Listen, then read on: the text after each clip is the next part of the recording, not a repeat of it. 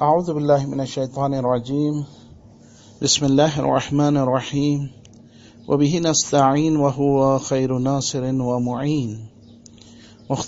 مختصر دروس معارف قرآن و اہل بیت میں روزوں کی اہمیت کے حوالے سے یہ آج 5ویں گفتگو ہے۔ مولا متقیان علی بن ابی طالب علیہ الصلوۃ والسلام فرماتے ہیں، صیام القلب عن الفکر فی الآثام، قلب کا برے کاموں گناہوں کے بارے میں فکر کرنے سے رکنا زیادہ فضیلت رکھتا ہے، افضل من صیام البطن عن الطعام، پیٹ کو کھانے پینے سے روکنے کی نسبت۔ روایت کا حوالہ کتاب غرر الحکم، کلمہ نمبر 5873۔ دوسرے مقام پر مولا متقیان ارشاد فرماتے ہیں، صوم القلب خیر من صیام اللسان، قلب کا روزہ رکھنا زبان کے روزے سے زیادہ بہتر ہے، وصیام اللسان خیر من صیام البطن، اور زبان کا روزہ رکھنا پیٹ کے روزہ رکھنے سے زیادہ فضیلت رکھتا ہے۔ روایت کا حوالہ کتاب غرر الحکم، کلمہ نمبر 5890۔ تیسرے مقام پر مولا متقیان ارشاد فرماتے ہیں، صوم النفس عن لذات الدنیا انفع الصیام، اپنے نفس کو لذات دنیا سے بچاتے ہوئے روزہ رکھنا یہ سب سے زیادہ فائدہ مند روزہ شمار ہوتا ہے۔ روایت کا حوالہ کتاب غرر الحکم، کلمہ نمبر 5874۔ چوتھے مقام پہ مولا متقیان علی بن ابی طالب علیہ الصلوۃ والسلام ارشاد فرماتے ہیں، صوم الجسد الامساک عن الاغذیہ بارادۃ و اختیار،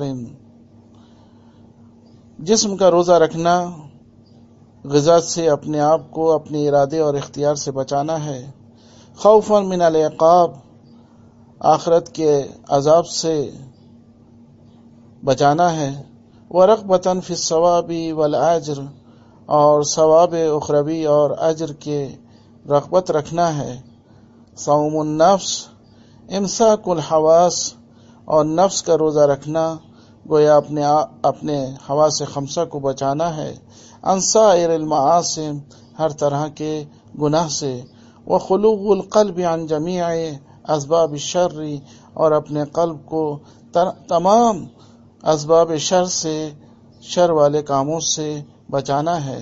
روایت کا حوالہ کتاب غرر الحکم، کلمہ نمبر 5888۔ امام جعفر صادق علیہ الصلوۃ والسلام ارشاد فرماتے ہیں، ایاکم والکسل، بچو سستی اور کاہلی اور تنبلی سے، ان ربکم رحیم یشکر القلیل، تمہارا پروردگار اتنا رحیم اور مہربان ہے کہ وہ تمہارے تھوڑے سے شکر کو بھی قبول کرتا ہے۔ ان الرجل لا يصوم اليوم تطوعا يريد به وجه اللہ تعالی، کہ جب بھی کوئی شخص ایک دن کا بھی مستحب روزہ رکھتا ہے اللہ کی خوشنودی کی خاطر، فيدخله اللہ به الجنہ، تو اللہ اتنا رحیم ہے کہ وہ اس کے اس ایک روزے کے مقابل میں بھی اسے بہشت عطا کر سکتا ہے۔ روایت کا حوالہ کتاب ثواب الاعمال، صفحہ نمبر 62۔ پیغمبر اکرم صلی اللہ علیہ وآلہ وسلم ارشاد فرماتے ہیں، من صام یوما تطوعا، جو ایک دن کا بھی مستحب روزہ رکھتا ہے، فلا اعطی ملء الارض ذهبا، اگر تمام زمین کے برابر بھی اسے سونا دے دیا جائے، ما وفى اجرہ دون یوم الحساب، تو قیامت کے دن اس روزہ رکھنے کے ثواب کے مقابل میں وہ کچھ نہیں ہوگا، یہ دنیا میں زمین کے برابر سونا مل جانا۔ روایت کا حوالہ کتاب معانی الاخبار، صفحہ نمبر 409۔ امام موسیٰ کاظم علیہ الصلوۃ والسلام ارشاد فرماتے ہیں، ان اللہ تبارک و تعالی اتم صلاۃ الفریضۃ بصلاۃ النافلہ، بے شک اللہ تبارک و تعالی نے واجب نمازوں کو مستحب نمازوں کے ذریعے سے مکمل کیا، کہ مستحب نمازیں واجب نمازوں کی کمی کو پورا کرتی ہیں، وَأَتَمَّ صِيَامَ الْفَرِيضَةِ بِصِيَامِ النَّافِلَةِ اور واجب روزوں کو مستحب روزوں کے ذریعے سے مکمل کیا۔